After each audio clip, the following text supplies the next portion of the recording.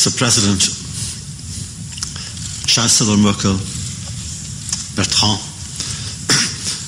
ladies and gentlemen, as I came here today, it was actually a way of coming and visit my father's grave. But he had no grave.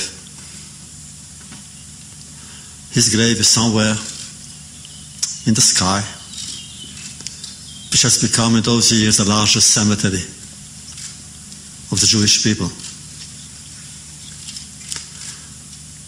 The day he died was one of the darkest in my life. He became sick, weak, and I was there. I was there when he suffered. I was there when he asked for help, for water. I was there to receive his last words.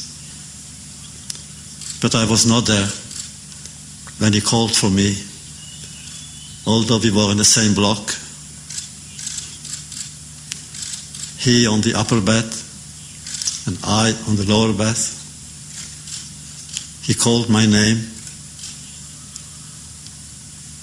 and I was too afraid to move. All of us were. And when he died, I was there, but I was not there. And I thought one day I will come back and speak to him and tell him of the world that has become mine. And speak to him of times in which memory has become a sacred duty of all people of goodwill. In America where I live,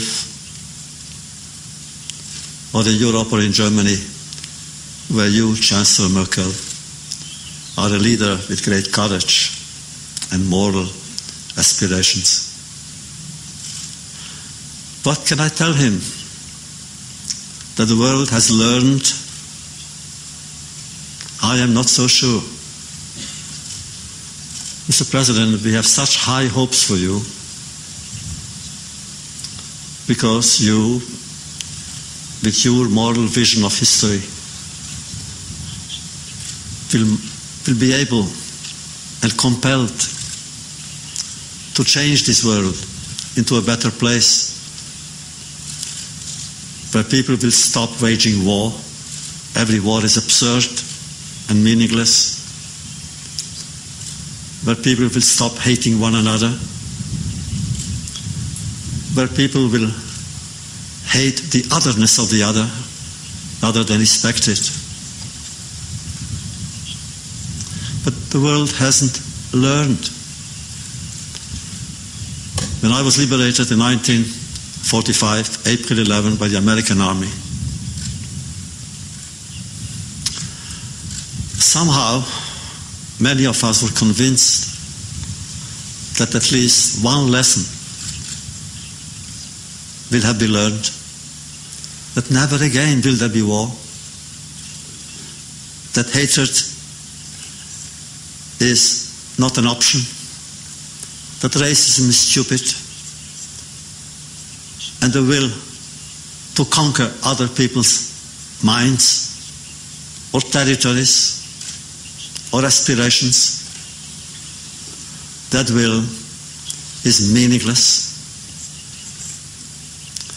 I was so hopeful, paradoxically, I was so hopeful then, many of us were, although we had the right to give up on humanity, to give up on culture, to give up on education, to give up on the possibility of living one's life with dignity in a world that has no place for dignity.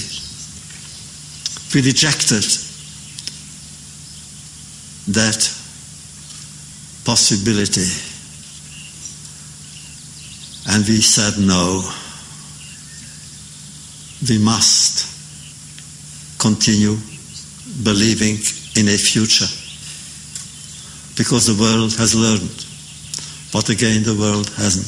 Had the world learned, there would have been no Cambodia, and no Rwanda, and no Darfur, and no Bosnia. Will the world ever learn?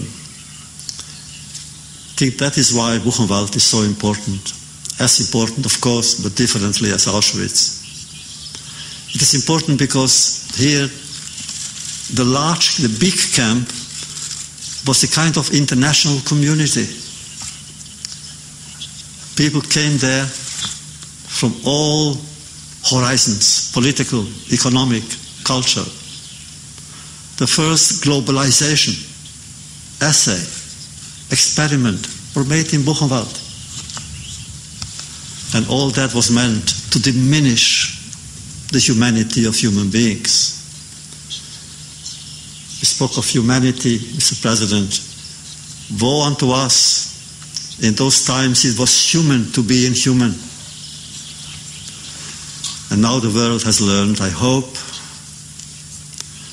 And of course this hope includes so many of what now will be your vision for the future, Mr. President. A sense of security for Israel. A sense of security for its neighbors. To bring peace in that place. The time has come. It's enough. Enough to go to cemeteries. Enough to weep for orphans. It's enough. There must come a moment of bringing people together. And therefore we say anyone who comes here should go back with that resolution.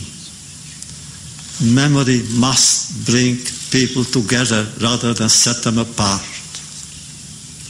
Memory is here not to sow anger in our hearts, but on the contrary, a sense of solidarity with all those who need us. What else can we do except invoke that memory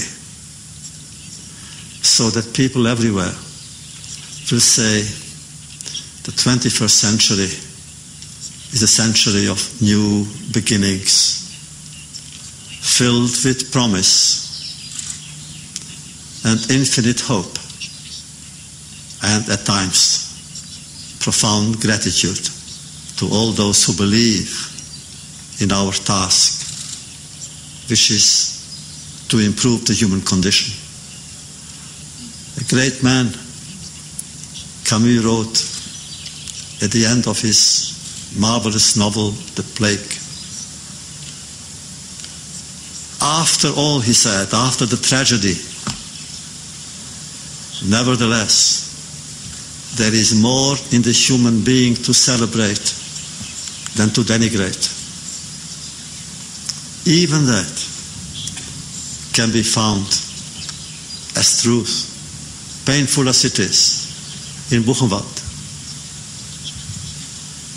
Thank you, Mr. President, for allowing me to come back